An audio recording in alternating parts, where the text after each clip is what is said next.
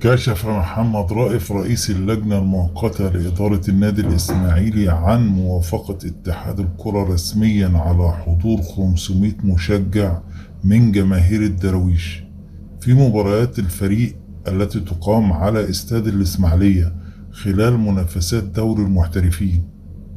وأوضح محمد رائف أن الموافقة جاءت بعد مخاطبة اتحاد الكرة، مشيرا إلى أن حضور الجماهير سيكون مشروطا بالتعاقد مع شركة تذكرتي، إلى جانب التعاقد مع شركة أمن لتأمين الجماهير من الداخل.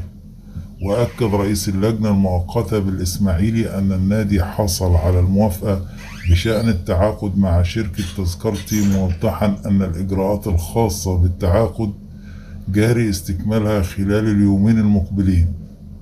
وبشأن مباريات الإسماعيلي خارج ملعبه، أوضح محمد رائف أن أعداد الجماهير سيتم تحديدها وفقا للنادي صاحب الأرض وتجهيزات كل ملعب، على أن يتم التواصل مع الأندية قبل كل مباراة لمعرفة العدد المسموح به من الجماهير.